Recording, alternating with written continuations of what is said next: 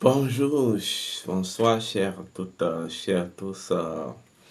Heureux de vous retrouver dans cette nouvelle vidéo. Striuseb Arrangino, on m'appelle. Je suis instructeur spirituel, métaphysicien, homme de la tradition. Je me retrouve avec vous aujourd'hui pour aborder un thème, pour développer une thématique. Une thématique, c'est vrai, qui ne fera pas vraiment plaisir à certaines d'abonnés à ce système d'arnaque de conscience qu'on appelle la religion, les religions dites importées. Mais un thème quand même qui va repositionner beaucoup dans leur processus je vais dire, de culture de la conscience. Je vous rappelle, on m'appelle Sri Euseb Armandino. Je suis instructeur spirituel. Je suis homme de connaissance. Alors, avant de commencer, je tiens à vous demander de vous abonner. Abonnez-vous massivement à notre chaîne. Likez la vidéo, partagez la vidéo. Voilà, nous profitons nous profitons par là pour toujours vous demandez, vous qui avez envie de nous soutenir, vous qui avez envie d'aider la chaîne et autres, nos mains sont toujours ouvertes. Voilà, on reste ouvertes. Aujourd'hui, nous allons parler des veaux d'or, ce qu'on appelle les veaux d'or ou la symbolique des veaux d'or. Mythe, non, code, mythe et vérité. Les veaux d'or. Lorsque nous remontons dans la Bible des chrétiens, précisément dans Exode et Lévitique, vous deviez entendre parler de l'histoire selon laquelle, lorsque les enfants d'Israël ont été libérés de l'Égypte, en fait, ils étaient confrontés à une situation. Puisque Moïse, suivez juste ce que je veux dire, suivez jusqu'à la fin, vous allez comprendre. Moïse les avait laissés aller, voilà, chez Dieu, sur la montagne, vouloir, dans le processus de récupération des principes, des lois, voilà, et les 10 commandements. Et comme ils n'ont plus trouvé de guide, ils se sont livrés à l'adoration des veaux d'or. Eh bien oui, les veaux d'or. Cette légende est une légende, cette histoire est une légende ancienne de l'Égypte antique, mais reformée autrement. En réalité, quelle est la véritable symbolique des veaux d'or? Les veaux d'or sont intimement liés à la symbolique de la nature de Moïse. Oui, Moïse en tant que code et principe. D'abord, symboliquement, quand on parle du mot Moïse, ça veut dire Mo-Isis. Mo-Isis, c'est-à-dire montagne d'Isis.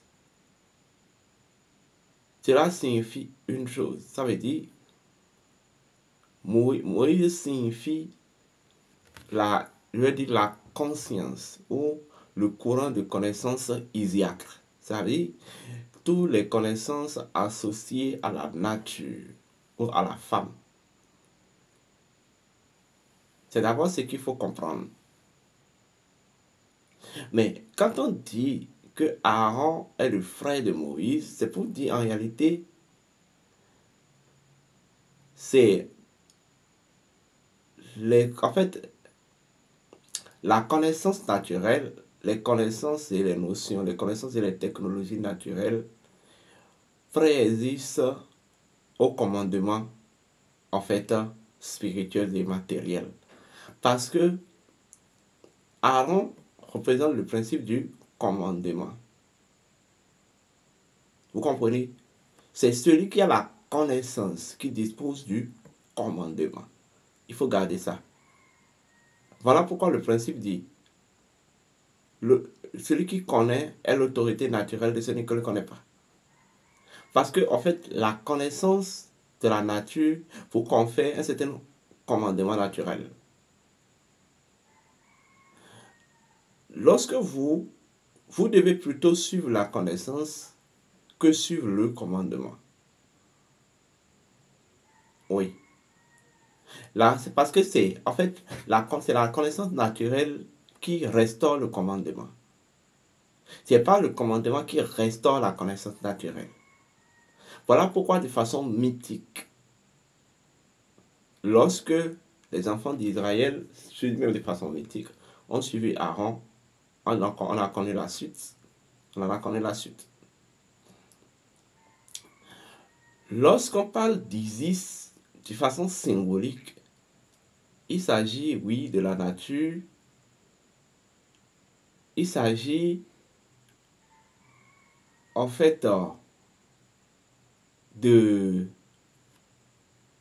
la potentialité, la capacité et la potentialité magique de toutes les choses. Isis représente capacité et potentialité magique de toutes les choses. Voilà pourquoi toutes les choses de par leur esprit et âme sont intimement liées au cœur d'Isis. Vous voyez? Donc, de façon symbolique, on représente souvent Isis par la femme à la tête de vache, ou par ce que je vais appeler, en fait, la vache terrestre. Vous voyez? En fait, la vache, c'est l'énergie. La vache représente l'énergie tellurique. La vache représente l'énergie tellurique et représente en même temps l'énergie, en fait, de l'au-delà. Donc l'énergie tellurique, en fait, impliquée. Vous voyez, dans le monde et dans la réalité de l'au-delà. Voilà pourquoi on dit que les vaches représentent la matrice Egun. Vous comprenez?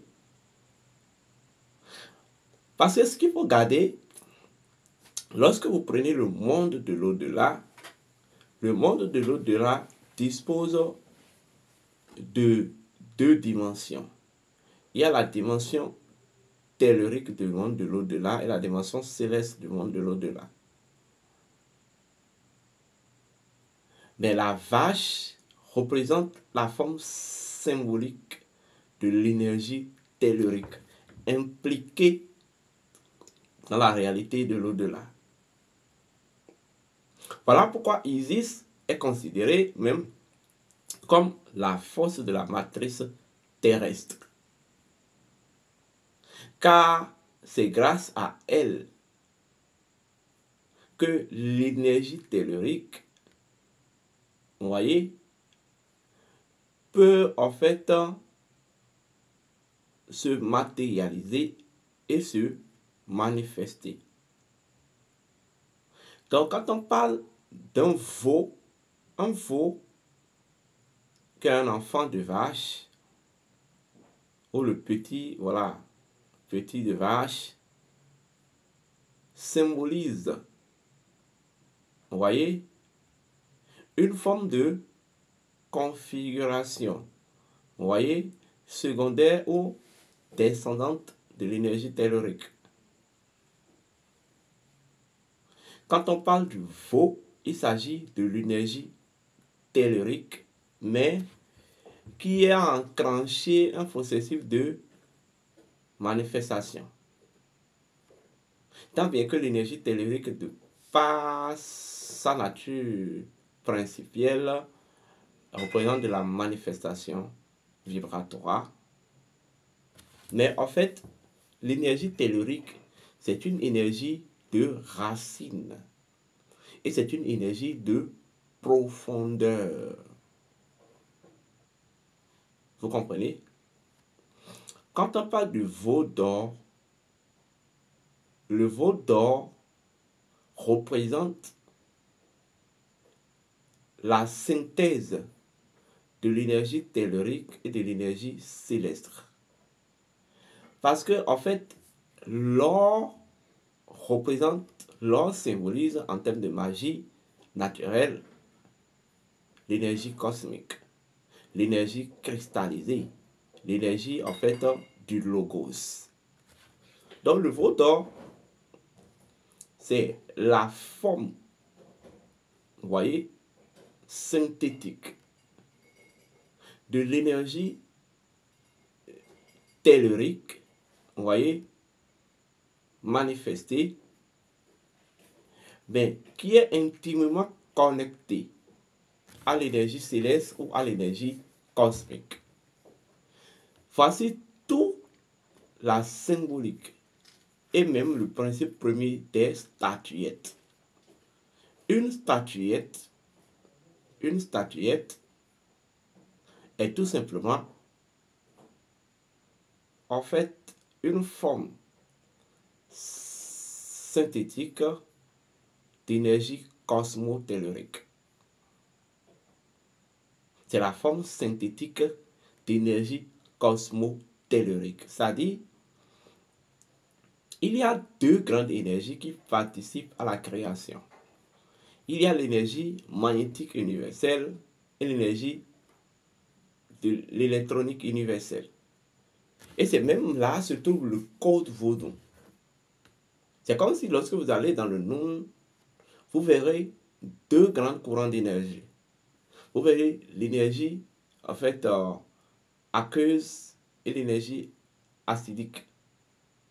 C'est-à-dire, vous verrez le limon du Noun, vous voyez, et vous verrez maintenant la pierre de verveine. Le limon du Noun qui représente le principe du magnétisme, donc de la fertilité, et verveine qui représente le principe de la virilité, donc de l'électricité. Donc c'est lorsque ces deux énergies-là se mettent en mouvement de façon unifiée, c'est ça qui génère c'est ça qui génère, en fait, je vais dire, le dynamisme de la vie. C'est ça qui génère même ce que j'appelle la création. Vous voyez? Donc, lorsqu'on dit le vaudou c'est quelque chose qui est à la fois fermé et ouvert. C'est-à-dire, c'est quelque chose qui est à la fois esprit et matière. C'est quelque chose qui répond à l'équilibre des deux énergies. Que ça l'énergie cosmique, quand je parle de l'énergie à identité cosmotellurique. Donc, le veau d'or, symboliquement, représente le principe de la fertilité universelle et de la virilité universelle, vous voyez, unifiée et en fait représentée de façon palpable. C'est tout simplement ça. Parce que le veau en son sein n'est qu'une forme tutélaire de l'énergie tellurique. Et quand on parle de l'or, c'est une forme tutélaire symbolique de l'énergie cosmique. Il faut commencer par comprendre. Donc, lorsque vous voyez une statuette de par sa nature et de par son identité, ou je dis de par sa nature, identité et principielle, vous voyez, n'est que une géométrie. Oui, une géométrie, vous voyez, composée de... En fait, une géométrie, c'est une géométrie, en fait, c'est tout simplement un champ quantique composé de deux formes d'intelligence énergétique. La première forme de l'intelligence, la première forme d'intelligence énergétique, c'est l'intelligence souterraine. Vous comprenez? Ou magnétique. Vous comprenez? Et l'autre, c'est l'intelligence énergétique céleste, cosmique ou en fait électronique ou électrique. Or, vous savez que le principe de l'électricité, c'est ça l'expression même première de la lumière. Au moment dont le principe du magnétisme, vous voyez, et de la fertilité, est en fait symbolise l'activité même première de la vie. L'activité première de la vie. Donc, les deux, le veau d'or exprime la lumière de vie ou représente l'expression de la lumière de vie, mais représente en même temps l'activité de la lumière de la vie. L'activité de la vie. Un veau d'or représenté répond à ces deux principes-là. Soit il constitue la représentation de l'activité d'un principe naturel et de l'expression de sa lumière, tout simplement. Contrairement à tout ce que la religion vous a expliqué jusque-là et autres. Sauf que les veaux d'or ne sont pas en réalité des systèmes d'adoration. Ce n'est pas des reliques d'adoration, mais c'est des reliques en fait de, je vais dire, de contemplation et de méditation. Tout simplement. Et ça, si vous me comprenez. Voilà. Donc, pour finir, un veau d'or est tout simplement la représentation symbolique de l'énergie tellurique.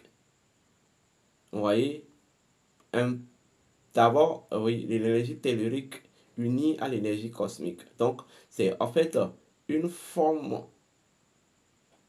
vous voyez, palpable et manifestée de la fusion cosmotellurique des énergies. Deuxième niveau de conscience. Un veau d'or répond à deux grands principes. Là, deux grands principes. Il y a le principe de la fertilité universelle et de la virilité universelle. C'est-à-dire, un veau d'or est tout simplement un champ électromagnétique. C'est un champ électromagnétique. Regardez ça. Quelle que soit la nature ou le principe ou en fait la divinité que vous associez à cette statuette ou à ce veau d'or-là, c'est ce que ça représente. Mais en fait, la nature des veaux d'or ou des statuettes sont faits de la sorte que, de façon naturelle, de façon... En fait, toutes les statuettes sont forcément incarnées et habitées par une énergie spécifique. Ceux qui déposent n'importe comment des statuettes pour un objet de décoration, ils pensent que oui, c'est... Non. Lorsque vous voyez une statuette quelque part, sachez que une énergie, lorsque vous ne l'identifiez pas, en fait un courant d'énergie, la statuette même va se faire identifier par n'importe quelle énergie, positive ou négative. Vous comprenez? Dans l'animisme, les statuettes sont obligatoires. Parce que le principe dit, toutes les forces doivent constamment s'équilibrer. Lorsque vous prenez une force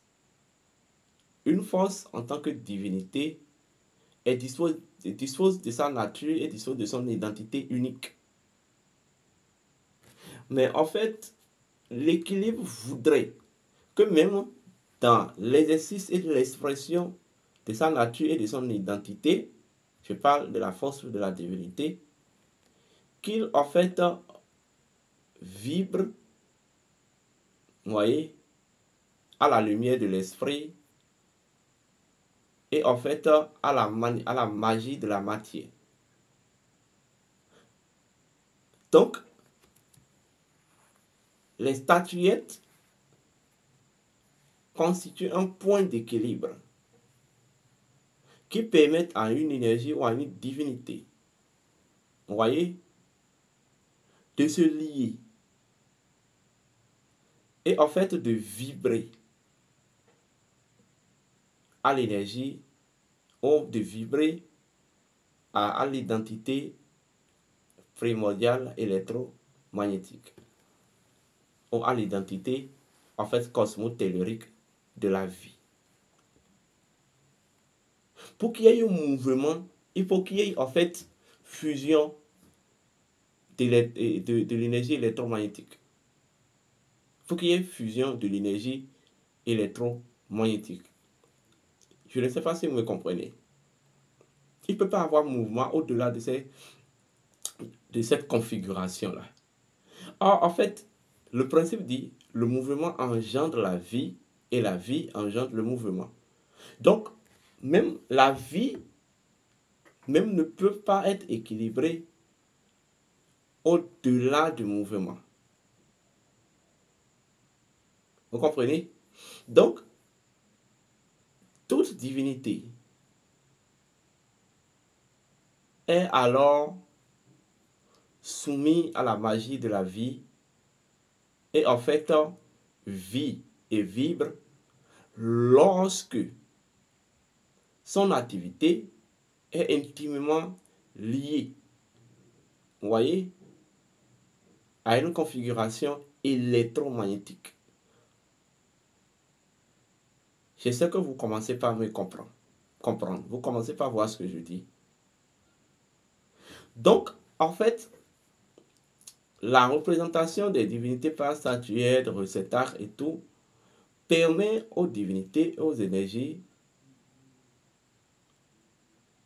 en fait, d'être, de s'éprouver. Bon, je vais dire, de s'exercer sous l'impulsion de l'identité électromagnétique de la vie. Maintenant, quand dans la Bible des chrétiens, on vous a... Bon, je ne vais même pas rentrer dans cette rhétorique-là parce que la deuxième partie de la légende associée à Moïse, c'est un peu calqué et déconstruit. C'est juste inventé comme ça pour faire la promotion du nom de Dieu. Sinon, voici ce que représente les veaux d'or. La vache ou le veau, c'est l'énergie tellurique. L'or, c'est de l'énergie cosmique, l'énergie cristallisée, ou je peux dire l'énergie cosmique, l'énergie céleste. Comprenez? Voilà. Eh bien oui, je vous remercie d'avoir écouté cette vidéo, de l'avoir attendue. Et si vous aviez des questions à poser, laissez-les en commentaire.